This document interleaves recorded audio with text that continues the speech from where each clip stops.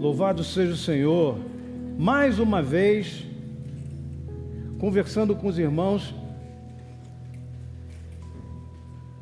sobre a série Depois que Jesus Nasceu. A gente está aqui no 4º sermão dessa série. Pois é, a história da natividade, ela não termina na manjedoura. O nascimento de Jesus inaugura um movimento de Deus na história que envolve perigos, decisões difíceis, obediência incondicional e a condução soberana de Deus sobre a vida daquela família. O texto que nós vamos refletir hoje, que está em Mateus, no capítulo 2, entre os versos 19 e 23, já convido você a acessar esse texto pela sua Bíblia, pelo seu telefone, deixe ele aí, diante de você, porque a gente vai passear por ele. Esse texto nos leva a uma fase frequentemente pouco lembrada, que é o retorno da família de Jesus do Egito para Israel, após um tempo de exílio. Jesus foi levado ao Egito, essa mensagem nós ouvimos hoje de manhã, e viveu como exilado, assim como no passado o povo de Israel também foi levado ao Egito. E depois de um tempo, somente pela direção divina, ele retorna com a sua família para Israel. Então esse movimento, esse circuito que é Belém, Egito e depois Nazaré, revela que a encarnação não trouxe Jesus diretamente para um cenário confortável. Pelo contrário, irmãos, ele não veio para dentro de um palácio e se assentou no trono. Muito pelo contrário. A vida de Jesus começa marcada por fuga, por ameaça, por migração forçada e, sobretudo, dependência total da direção de Deus. Ele, como era uma criança, um bebê, os seus pais foram responsáveis por seguir essa direção. E como veremos, José e Maria não voltam para casa porque tudo está confortável. Eles voltam porque a palavra de Deus dirige os seus passos, porque a promessa de Deus sustenta o seu caminho e porque o propósito de Deus continua avançando em meio à história, mesmo em meio aos perigos. A maldade de Herodes, que como vimos hoje pela manhã, mandou exterminar todas as crianças, até 2 anos de idade, o que traz, na verdade, aquela ideia da incerteza da vida. Então hoje, pela inspiração e graça do Espírito Santo, nós queremos olhar para esse retorno da família de Jesus e aprender algumas lições espirituais. Como Deus guia aqueles que pertencem a Ele. Como a obediência silenciosa molda a história. Como a simplicidade de Nazaré carrega a grandeza do propósito divino. E como, depois do nascimento de Jesus em nossa vida, também precisamos aprender a caminhar em obediência, confiança e missão. Então deixa aí a sua Bíblia aberta, Mateus capítulo 2, do verso 19 ao verso 23. Mateus então faz questão de mostrar que nada na vida de Jesus foi por acaso. Até mesmo o retorno da família de Jesus para Israel foi cumprimento de promessas da parte do plano de Deus. E o que a gente pode aprender por meio dessa narrativa? Em primeiro lugar, Deus conduz a história apesar dos perigos. Repete comigo. Deus conduz a história apesar dos perigos. É o que a gente vê no verso 19 e 20. Logo após a morte de Herodes, o anjo do Senhor aparece novamente a José e lhe diz: levanta-te, toma o menino e a sua mãe e vai para a terra de Israel, porque já morreram os que procuravam tirar a vida do menino. O que a gente aprende aqui? Deus conhece os perigos que a gente enfrenta. Deus sabe o momento certo de agir. Deus não abandona aqueles que guardam a sua vontade. E mesmo quando parece que a história está nas mãos de homens poderosos, quando a história está sendo feita por pessoas cruéis, verificamos que a vida do plano do povo de Deus e o plano da redenção de Deus nunca se perdeu, sempre esteve sob o controle da mão divina. É o Deus que chama de volta, é o Deus que protege o plano de redenção da humanidade, é o Deus que não abandona a família de Jesus à sua própria sorte numa terra estrangeira, exilada. Ele, esse Deus, quem nós conhecemos, Ele conduz a história, Ele conduz a nossa história. É por isso que lá em Isaías 43:13, a gente vai ver o seguinte: ainda antes que houvesse dia, eu sou, nada e ninguém poderá escapar das minhas mãos. Agindo eu, quem impedirá? Agindo eu, quem pode desfazer? E é esse Deus que nos conduz, esse Deus que conduz a história, apesar dos perigos que nós conhecemos, e foi nesse Deus que aquela família, a família de Jesus, confiou. Em segundo lugar, entre os versos 21 e 22, a vida com Deus é feita de passos de obediência. Repete comigo: a vida com Deus é feita de passos de obediência. Ele se levantou, tomou o menino e a sua mãe e foi para a terra de Israel. Mas ao ouvir que Arquelau estava reinando na Judéia, em lugar de seu pai Herodes, teve medo de ir para lá. Tendo sido avisado em sonho, retirou-se para a região da Galiléia. Preste atenção, José, ele não discute. Ouvimos o irmão pastor Josemir falando isso hoje de manhã. Ele não discute, ele não chama Deus para uma discussão de relacionamento, né, Débora? Um DR. Ele não discute, ele não pede explicações, ele se levanta, toma o menino e a sua mãe e volta. Mas ao perceber, e aí entra o coração de pai, aí o coração terreno, o coração de pai, perceber esse novo perigo, que era o reinado de Arquelau, filho de Herodes, ele novamente ouve a orientação de Deus e muda a direção conforme aquela orientação. Então José e Maria são exemplos da fé prática, irmãos. Eles não fazem barulho, mas obedecem. Eles não aparecem em discursos grandiosos na Escritura, mas demonstram atitudes firmes em relação a determinadas situações, sobretudo aquela de perigos em relação a este menino. Eles nos ensinam que não basta celebrar a presença de Jesus, é preciso seguir obedecendo a Deus depois que Ele chega na nossa vida. E José e Maria nos confirmam essa realidade. A vida com Deus é feita de passos de obediência. E foi viver numa cidade chamada Nazaré, e assim cumpriu-se o que fora dito pelos profetas: ele será chamado Nazareno. A família não volta para Belém, nem para Jerusalém, nem para um lugar de destaque religioso, ou para um lugar de destaque político. Eles vão para Nazaré, uma cidade pequena, lá em cima ao norte, desprezada, uma vila sem prestígio, mas é ali que Jesus cresce, é ali que ele aprende, é ali que ele trabalha, e dali inicia a sua jornada rumo ao ministério. Isso nos mostra três coisas importantes. Deus não precisa de grandeza humana para realizar a sua obra, louvado seja o seu nome. Deus geralmente usa coisas simples, singelas, chama pessoas simples para realizar a sua obra, gente comprometida, gente que tem o fervor no coração e quer ser obediente. Onde Deus está, até o lugar mais desprezado ganha significado eterno. Nazaré, uma pequena vila ao norte, lá na Galiléia. Hoje todo mundo a conhece, por quê? Porque nós sabemos do seu nome, Jesus de Nazaré. Isso nos mostra uma coisa importante.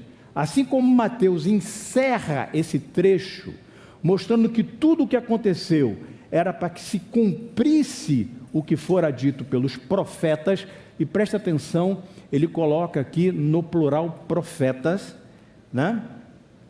Deus estava escrevendo a história até nos detalhes geográficos, Chicão. Até nos detalhes geográficos. Ali em Nazaré da Galiléia, conforme a profecia de Isaías 9, verso 1 e 2.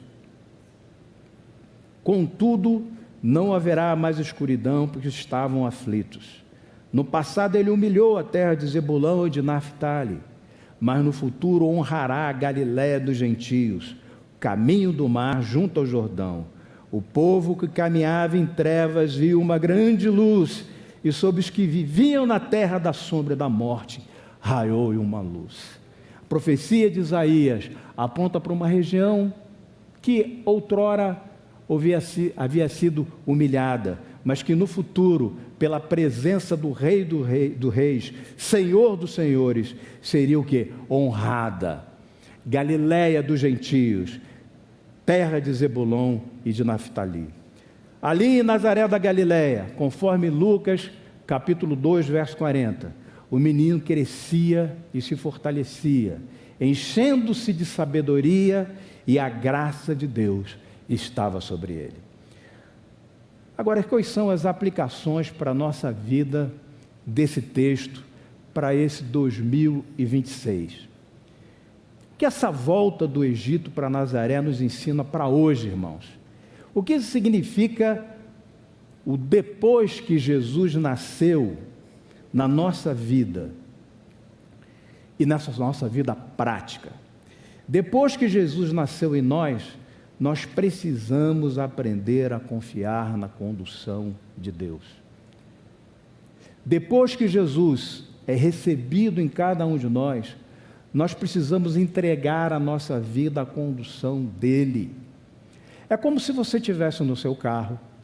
Eu gosto de dar esse exemplo ao pessoal do Ministério de Ação Social aqui, pessoas simples na quarta-feira. Então entenda o que eu vou dizer. Você está no seu carro, na sua direção. Mas você, Vinícius, resolve fazer o seguinte: ir para o banco do carona e dizer assim: Senhor, a partir de agora, já que você nasceu na minha vida, dirige a minha vida da forma que você quer. Isso exige coragem. Exige coragem, Rafael.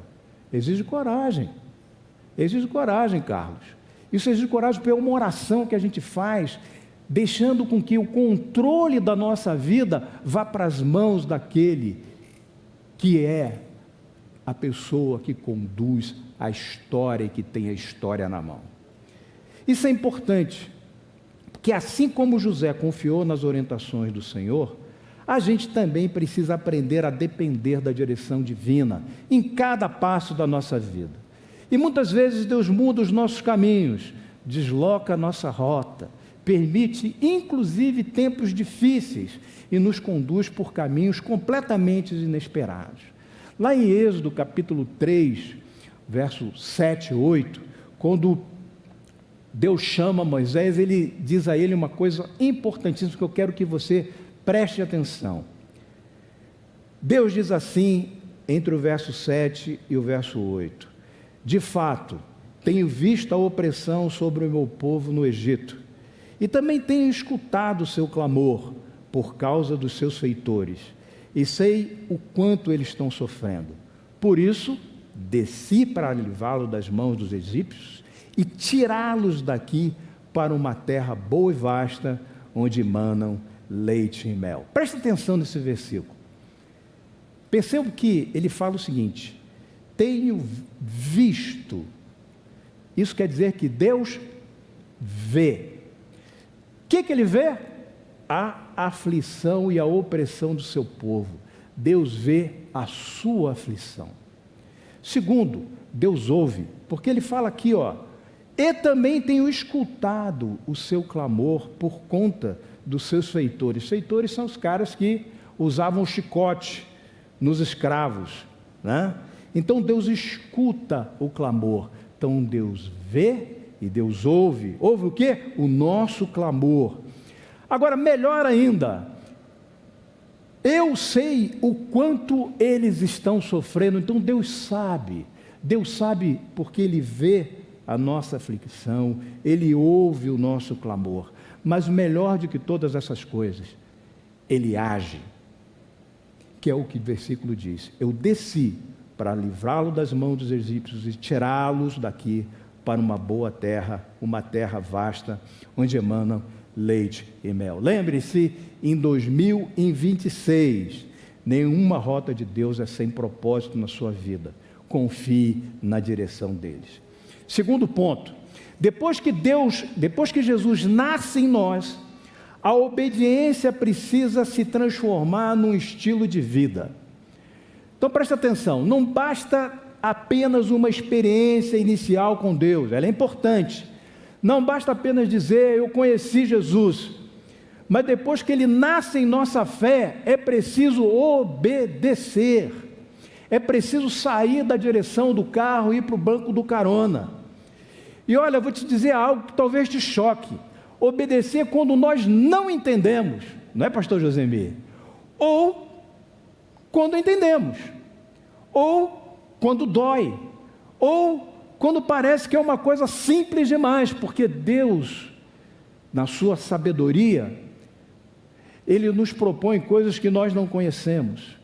Então, obedecer, mesmo quando nós não entendemos, obedecer quando nós entendemos, obedecer quando dói, obedecer quando parece simples demais. José e Maria não fizeram DR, não pararam para fazer uma conversa, eles não viram o plano de Deus completo, apenas confiaram passo a passo, e é assim que nós devemos fazer na nossa história em 2026, confiar que precisamos obedecê-lo e transformar isso num estilo de vida para 2026.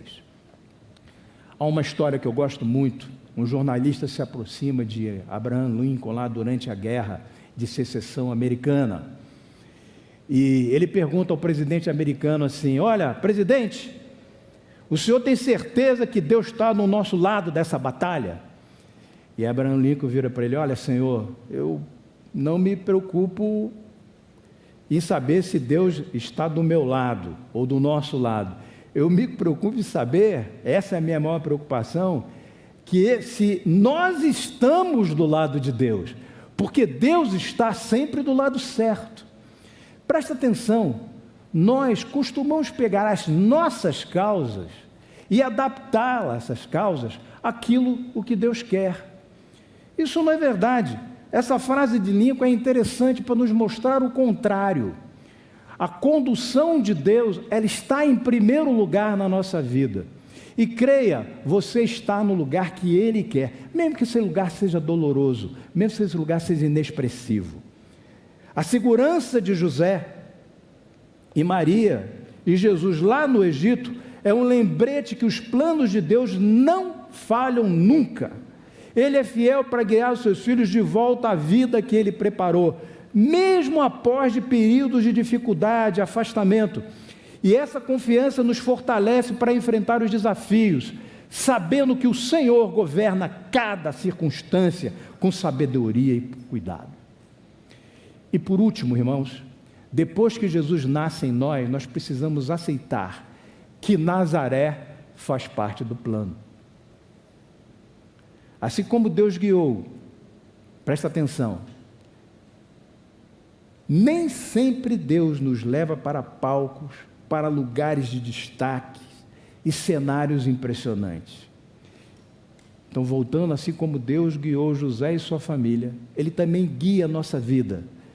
Deus talvez já tenha te tirado de lugar onde você queria ficar, talvez Ele tenha levado a você a lugares que você não queria estar, mas creia, cada movimento de Deus na sua história, na nossa história, tem um propósito divino, está relacionado com aquilo que é bom para você. Nada é perdido quando a nossa vida está nas mãos do Senhor. Irmãos, nada se perde. Este episódio nos ensina que o caminho que imaginamos nem sempre é o que Deus preparou, irmãos. Nossa perspectiva, nossa expectativa podem ser desafiadas por circunstâncias inesperadas, mas a providência divina nunca faltará conforme a sua promessa em nossas vidas. Quantas vezes Deus nos conduziu por rotas seguras, quantas vezes e quantos livramentos nós tivemos fora daquilo que planejamos, porque Ele nos protegeu de perigos ocultos, nos guiando em direção ao seu propósito. Irmãos, eu tenho vários exemplos como esse na minha vida, e eu tenho certeza que um filme passa na sua, de momentos de livramentos do Senhor em torno disso. Às vezes nós nos sentimos frustrados, ansiosos, quando os planos não saem como a gente imagina. E é natural desejar controlar cada passo de nossa vida. É a melhor coisa. Mas confiar em Deus significa entregar a direção ao Senhor, mesmo quando a rota é desconhecida ou até inesperada. A sabedoria de Deus nos assegura que cada mudança, cada desvio, cada decisão tomada sob a orientação dele, é para o nosso bem e para o cumprimento desse plano, que é um plano perfeito em nossas vidas. Agora, é interessante a gente olhar como é que essas coisas se definem na nossa vida. E como é que, do ponto de vista da fé, essas coisas se materializam na ideia de que nós podemos colocar Deus na direção da nossa vida da forma que eu coloquei para os irmãos. Às vezes, Ele vai nos levar para Nazaré. E o que é Nazaré aqui? Para a simplicidade da vida. Um lugar comum, um lugar em que a vida é discreta, um lugar de caminho sem glamour, mas é em Nazaré que Jesus cresce em nós. É lá em Nazaré, no cotidiano, na vida real, nos bastidores, no serviço simples, que Deus amadurece seus filhos. A pergunta então não é, poxa, esse lugar que Deus me colocou é grande ou pequeno? A pergunta não é essa, a pergunta é, eu estou com Deus nesse lugar? Eu estou com Deus em qualquer circunstância? Eu preciso lhe dizer algo muito importante nessa noite. Se você está em Cristo, então esse lugar que você está é o melhor lugar do mundo. Isso aqui é importante a gente entender, é o que o apóstolo Paulo nos diz lá em Colossenses, no capítulo 2, entre o verso 6 e 7. Portanto, assim como vocês receberam a Cristo, então eu vou aqui colocar a nossa mensagem, assim como Jesus nasceu no seu coração, o Senhor você continue a viver nele, enraizado e edificados nele, firmados na fé, como foram ensinados, transbordando de gratidão.